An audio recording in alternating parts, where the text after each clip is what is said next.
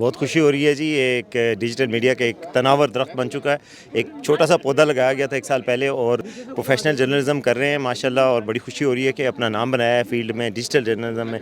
Future journalism का अब digital ही है, तो उसमें अगर हम अपना नाम बना रहे हैं फेक न्यूज़ के से बच के, अच्छी सहाफ़त करके, प्रोफेशनल अंदाज में एक्सक्लूसिव स्टोरीज़ करके, इंटरव्यूज़ करके, तो मेरा ख़्याल है एक अच्छी बात है और ये एक अच्छी मिसाल भी कायम करने की कोशिश कर रहे हैं।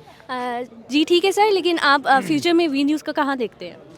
फ्यूचर में मैं इंशाल्लाह इसको राइट ऑन द टॉप देखता हूँ कि एक प्रोफेशनल जर्नलिज्म हम आप जैसे टीम मेंबर्स के साथ मिल के करेंगे, कोशिश करेंगे कि हक़ाइक़ पे मबनी ख़बरें दें, एक्सक्लूसिव ख़बरें दें, हट के स्टोरीज़ दें, ह्यूमन राइट्स के हवाले से बात करें, ह्यूमन एंगल की स्टोरीज़ दें जो लोगों को पसंद आती हैं और जो लोगों के इश्यूज़ को हाईलाइट करें। तो वही कोशिश की थी इस साल तक, तो हम कामयाब रहे, इंशाल्लाह आगे भी ऊपर ही जाएगा।